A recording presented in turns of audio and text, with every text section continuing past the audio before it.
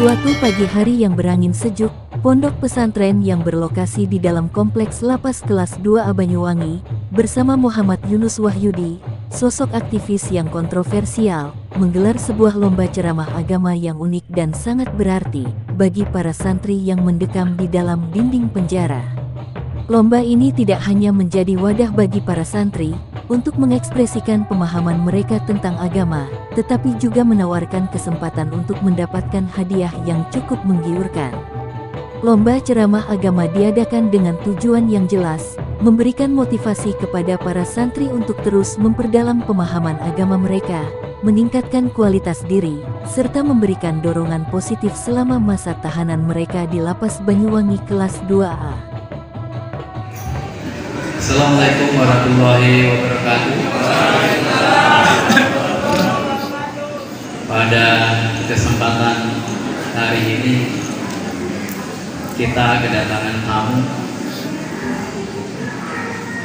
Pak Yunus yang pada hari Kamis beliau melaksanakan kebebasan bersyarat. Tapi beliau kesini lagi sebagai tamu sekarang. Beliau dulu waktu kami di kelas di Depok, di sini ada lomba-lomba terkait religi di situ, dan beliau menjanjikan suatu hadiah.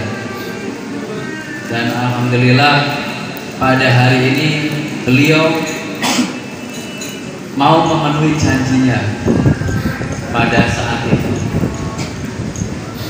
Kami haturkan terima kasih banyak Pak Yunus atas niat baiknya. Mudah-mudahan apa yang disampaikan nanti bisa bermanfaat bagi rekan-rekan pemenang juara, menambah semangat untuk mengasah keahliannya, untuk berdakwah dan lain sebagainya. Dan semoga juga barokah untuk Pak Yunus dan keluarga. Kami haturkan permohonan maaf yang sebesar-besarnya karena Bapak Kalapas tidak bisa hadir. Bapak Kalapas harus menjalankan dinas luar, sehingga beliau mewakilkan acara ini kepada kami. Mungkin itu pembukaan dari saya, kurang lebihnya kami mohon maaf. Wabillahi taufiq wal hidayah. Wassalamualaikum warahmatullahi wabarakatuh. Acara ini diikuti oleh santri-santri yang memiliki minat dan kecintaan yang tinggi terhadap agama, dan mereka bersaing untuk meraih predikat juara. Lomba ceramah agama di Ponpes Taqwa di Lapas Kelas 2A Banyuwangi ini bukan hanya tentang memenangkan uang atau meraih gelar juara. Ini adalah langkah kecil menuju perubahan positif dalam kehidupan para narapidana yang akan berdampak baik bagi mereka dan masyarakat secara keseluruhan. Assalamualaikum warahmatullahi wabarakatuh. Alhamdulillahirabbil alamin. Assalatu wassalamu ala asyrofil anbiya wal mursalin wa ala alihi wa sahbihi ajma'in. Saudara-saudara, yang pertama mari kita panjatkan puji syukur kehadirat Allah Subhanahu wa taala yang mana kita semua bisa hidup, masih bisa berkumpul di suatu tempat di Masjid Al-Taqwa dengan keadaan sehat walafiat. Yang kedua, marilah kita memanjatkan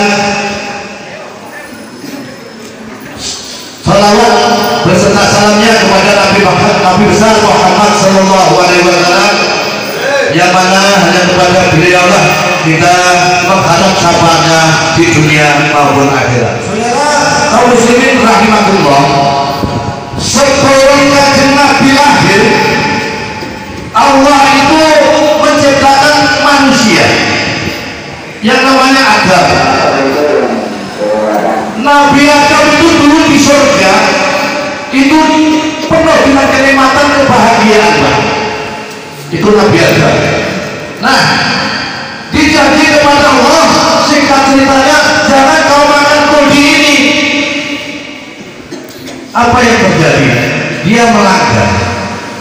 Nabi Adam melanggar karena godaan setan. Hei Adam, kamu kok goblok sekali. Buah kuldi itu buah yang enak.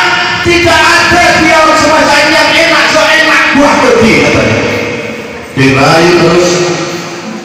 Akhirnya apa yang terjadi? Masa betul buah kuldi itu buah yang paling enak? Akhirnya dicoba. Nah, terjadilah suatu kesalahan besar pada Nabi Adam sehingga Nabi Adam dikeluarkan dari surga. Menangis Pak. Nabi Adam menangis terseduh-seduh. 150 tahun dia menangis. Akhirnya apa yang terjadi Pak? Dia berdoa kepada Allah, ya Allah, ampuni segala salah saya, ampuni segala kesalahan saya, sampai menangis terseduh-seduh. Dan ingat kepada Allah Subhanahu wa taala apa? La ilaha illallah Muhammadur Rasulullah. Seketika itu Nabi Adam dimaafkan. Seketika itu Nabi Adam dimaafkan oleh Allah Subhanahu wa taala. Sehingga dia melihat kiri kanan karena angin pada waktu itu diulangi kembali la ilaha illallah sampai 3 kali. Angin yang kencang itu hilang dan menoleh ke belakang, ada istrinya di situ. Itulah keistimewaan la ilaha illallah tersebut. Dilanjutkan dengan la ilaha illallah Muhammadur Rasulullah. Selawat itu sangat penting. Maka pada waktu itulah selawat yang pertama dilakukan oleh Nabi Adam, manusia yang pertama. Nah saudara, selanjutnya apa yang terjadi? Ingat kepada nabi-nabi yang lain, termasuk Nabi Nuh. Nabi Nuh juga begitu Pak. Pada waktu saudara-saudaranya, istrinya, anak-anaknya disuruh masuk ke namanya kapal, dia tidak mau. Dan teringkas ceritanya karena dia itu memang mau ada terjadi banjir besar. Akhirnya banjir betul-betul terjadi. Apa yang terjadi saudara? Tidak ada satupun keluarga dari kanjeng Nabi yang ikut pada waktu ada gelombang tersebut. Tidak ada yang Nabi, keluarga Nabi yang masuk ke kapal tersebut. Akhirnya apa yang terjadi? Pada waktu sudah gelombang besar, sudah menutupi gunung-gunung yang dibilang la ilaha illallah Muhammadur Rasulullah, tenggelam Pak. Air mulai susut karena selawat kanjeng Nabi. Dilanjutkan kepada Nabi Ibrahim. Nabi Ibrahim juga begitu Pak. Pada waktu dia dirimpikan oleh Allah Subhanahu wa taala untuk membunuh anaknya, apa yang terjadi?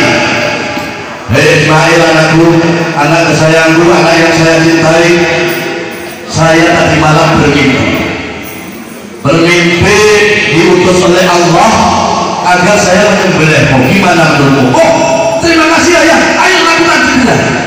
Ikhlas Pak.